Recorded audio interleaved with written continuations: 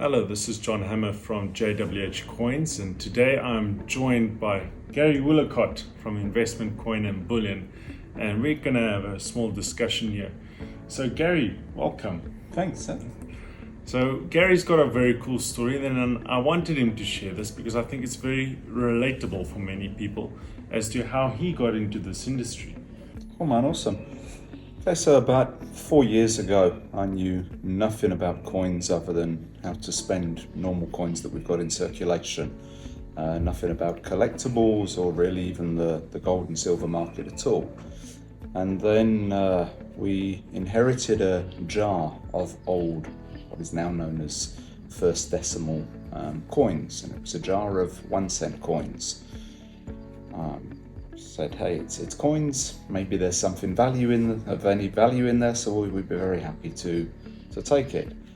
So you've inherited a jar of coins, and looking back now, how relatable is that to so many people? When you get this bag of coins, you think there's a lot of money there, isn't it? Yeah, look, you wonder. I mean, you see these old coins and you've got no idea. People sometimes talk about certain things or old collectibles and coins being worth an absolute fortune. So you wonder, is there some treasure in there somewhere? Yeah. That was the question I was looking at the time. So I jumped on Google to try and see if I could find anything of South African coins that were worth any kind of money, to actually, that age-old question when anybody's got these coins or inherited, is there something that's worth a lot of money within this? So I guess that's the question most people probably asked at the time. Along with that came some 5 rand coins.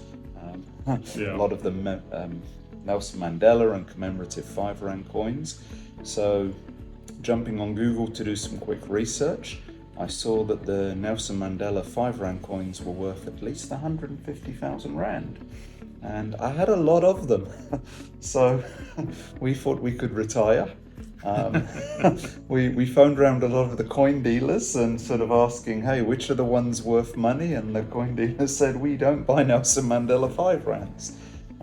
I said, well, why not? They're worth 150,000 rand. Exactly. I'm sure you've had your fair share of guys phone you over time. Yeah, and it's one of those big misconceptions, and one thing we really tried to bring across is that a 5 rand coin, especially a Mandela 5 rand coin, is only worth 5 rand, and that those offers you see online are not examples of the true value. It's people taking chances, scammers that are trying to make you get a false perception of the value of the coins. So once we kind of come to terms and realise that the 5 rand coins were only worth 5 rand, I turned my attention to the old first decimal 1 cent coins in the jar. And a Google search revealed that the 1965 1 cent was the only one with any kind of extra real value to it. And it was quite interesting. If the 1 cent said South Africa on it, then it could be worth 400 or 500 rand, depending on the condition, maybe even more, which isn't a bad investment on 1 cent. But if it said South Africa on it, some of those could sell 5,000, 10,000, more depending on the condition again. Yeah. So having discovered that, I went through this jar trying to find a 1965 Afrikaans 1 cent. And I'd done it at the time without my reading glasses. And as I'm looking, I see 1965. Yeah. And I went through the whole jar. And do you know what I found in there? No.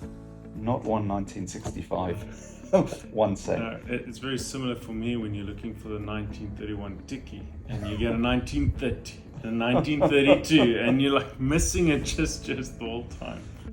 And when I realised that it was very low mintage figures, both for the English one and the Afrikaans one, the Afrikaans one only being 846 that were made. So the odds of finding one of those in a jar like that, very, very little. But the treasure hunt of trying to find one was quite exciting.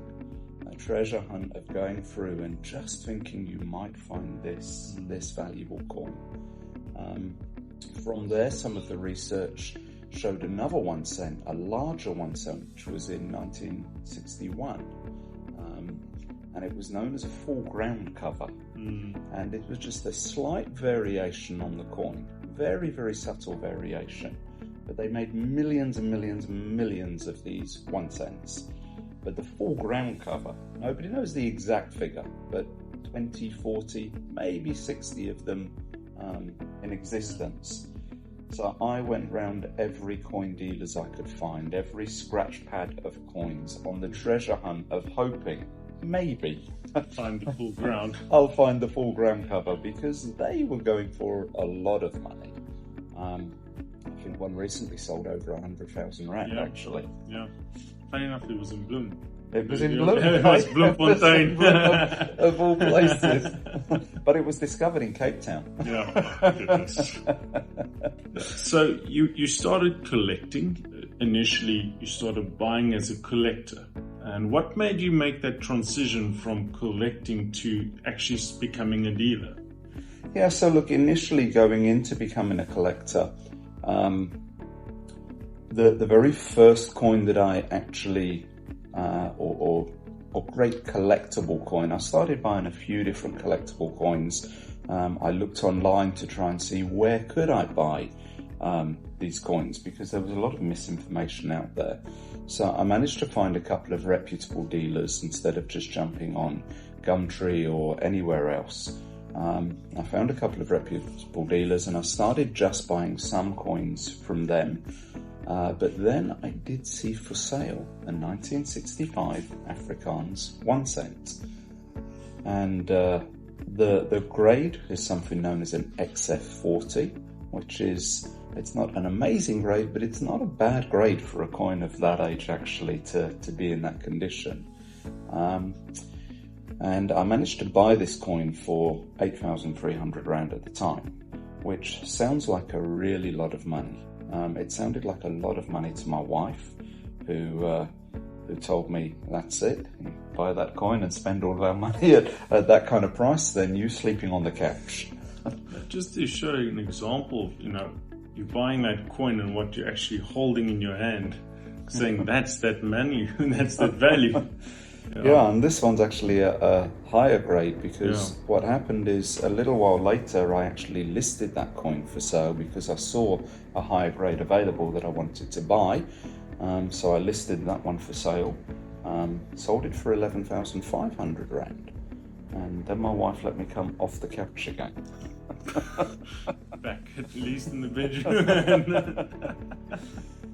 And then from there I bought the next grade up, so I kind of went on a mission to see could I get a better grade each time of the coin. So it became a personal mission of sort of trying to find and buy a higher grade and then sell the grade that I had to be able to help finance that each time, and just get to the highest level. So now from an XF40 to an MS63 has been the highest achievement so far, which isn't a bad grade for one of these. That's a proper grade. Yeah, that's a proper grade. But in that process, there's a lot of nice coins out there, and in understanding the value of these coins and the increase of these coins, I think one of the things, just in doing some research, that first one that I bought for 8,300 rands, I realised about a year before that you could buy the same kind of coin for about 4,000, and a year before that the same kind of coin for about 2,000. So in just 2 years, the average value of one of those had gone from 2,000 rand to 8,000 rand. What was your transition like from being a collector to being a dealer? Well, as a collector, and the downside for every collector is it can, to some people might class it as an obsession. And when you start discovering some of these really beautiful coins that we've been looking at, when you start realizing the potential future value, and yes, there's incredible investments in terms of the coins, both the numismatic ones and the gold and silver, and there's so many insane coins. Sure. But the problem is, as you start getting into this, you want to be able to have all of them, and you can't. There's many people that may just collect a range and say they're only going to collect the best 1 rand coins that they can, or the best 1 cent coins, or they're only going to collect a certain type of coin. But for many collectors coming into this, there's so many amazing coins to be able to collect that, like I say, you want all of them, and you can't afford to do that. At least the average person certainly can't afford to do that, and I couldn't afford to do that. When you're looking at over 10,000 rand for a coin, how many of these can you actually own? So an important thing that you're mentioning there is when you're starting off, actually having a budget for coins is actually quite important, because the coins can range from $100 a coin to, at this point, almost 100,000 rand. I mean, a full ounce Kruger Rand's going, again, almost close to 90,000 rand. So, I mean, it can quickly escalate. And that is one of the important things, is being able to have a budget and sort of stick to that. The problem does come at times where there's certain coins that you really want to get, you see it coming up, you've been looking for it for a long time, and it goes outside the budget. And then the issue can often come, what do you do then? Because do you let this one get away and hope you can get it later? Will it be in your budget again later, depending on the price? But the best coin collectors that I know are the ones that have been able to stick within their budgets. And the best piece of advice that I was given by one very renowned coin collector was not to chase the coin, not to have to go out of budget or overpay for a coin, but to wait for the right coin to come to you. And in time, you'll be able to get the right coin at the right price within the budget that you can afford. And it's part of that chasing the coin, the thrill of the coin collecting as well.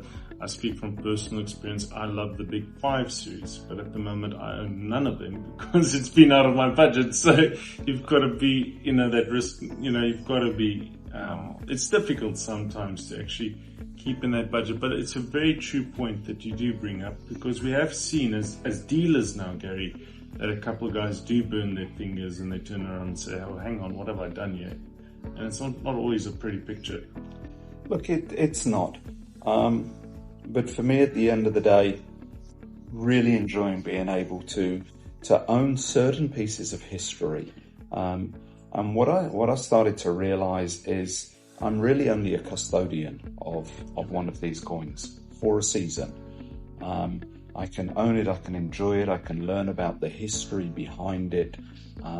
And then at some point, whether it's a coin that I own and pass on to my kids, whether they're interested in coins or not and go and find a registered dealer to sell them to later, or whether they pass them on. But for as time goes on, we're all just custodians of these. So the transition between a collector to a dealer, having to buy and sell in order to get the coins that I wanted, in order to fund it, just became almost a natural transition into becoming a dealer. And at that point, realizing that by buying and selling different coins, there was a lot more that over a time period I would be able to own, be a custodian of for a while, see a lot more of these coins than if I was just trying on my own budget to be able to sort of get as many in the collection as possible. And so for some people, it can be a fascinating sort of industry to go into. There's incredible people within the industry. There's really respectful, trustworthy, good people within the industry. Some great friends that we've made over time, great friendship that's developed here over time. And that's just by sort of coming into this industry as well. Great friendships with clients, other dealers that we bought from, which has been a core aspect of it. But going into the dealing side, it's something that for some that they might find that as they're collecting and as they're sort of building up and building up their own sort of wealth portfolio within this, especially within gold and silver, which is something I know that you talk about the importance of quite a lot. I think you mentioned a very important thing there, Gary, is that what I've loved about the numismatic industry is that it's not just about the coins, but the relationships. And it's been this one thing that's brought everyone to the same level. You get people from all walks of life enjoying this one passion, whether it be from this industry or this various backgrounds. And it's really been an awesome platform to build these relationships off of. It really has. And at the end of the day, I made a joke the other day saying that a lot of people think that coin collecting is just a lonely old man in a room, and it's just simply not true. It's a group of lonely old men in a room together. It's also not true. There's many ladies coming into, and have been for many years actually, within it as well. But yeah, the friendships that are built around this, I think if it wasn't for that side of it, it's not something that I would have continued in this way. I would have maybe built a little bit of here, a little bit of sort of gold, silver, collectible coins, but if it wasn't for those friendships and relationships, then I definitely wouldn't have been where I am today in terms of coin collecting and coin dealing. Yeah, and let's talk about that, because what we've been seeing over the last 3 years especially is we've seen a boom happening in numismatics and bullion, a lot more interest coming back, a lot more new people coming into the market space, and then obviously is increasing the demand and so subsequently the prices as well. That's right, and when I was trying to work out, I saw that some of this more rare collectible coinage was increasing in value. And when I tried to look at why, the best conclusion I could come to was there's been a lot more awareness going on. Social media at that time, we look at what you're doing on social media, we look at guys like Landon on social media. So there's actually been some good guys bringing great truthful information, really educating people, making them aware of what they could potentially even have in a collection that they've got or inherited over the years. And so the timing of social media around coins and collectible coins in South Africa, I think brought a lot more people and awareness to the market, brought more coins to come out. Then you had different auction houses at the time on the increase, online auction houses, so that also helped. And what unfortunately has to be said, where there's good, there's also bad. And then there's been a lot of horrible social media coverage, if you could say that. A lot of scammers become a very persistent thing. We did an interview with Matthew earlier, and we were saying the amount of false gold and false Krugerrands that are now readily available. You can actually purchase them off Temu at this moment, and we've seen those enter the market. So let's talk about, and you mentioned reputable dealers. Let's talk a moment about SAAND and where people could actually get involved and start this collecting journey if they were curious about that. Yeah, no, it's very true. I mean, as I was looking around again in the earlier days of where to buy from and what dealers, and again, just jumping online, there's many dealers out there. You can find in just across all sorts of media, you can find a whole load of dealers, but there's only a handful of those that I realised was registered with an organisation called SAAND, which is the South African Association of Numismatic Dealers. And SAAND is a governing body, if you will, which sort of oversees the conduct of these dealers, to make sure that anybody buying from these should expect to be able to get good, truthful information, good, truthful valuations of the coins, and really a safe place to be able to go to both buy and sell coins through. Yeah, so both JWH Coins and Investment Coin Bullion are SAAND registered dealers. So if you go to the SAAND website, there's a list of all the vetted dealers that you can truthfully approach and know you'll be handled with care and with transparency.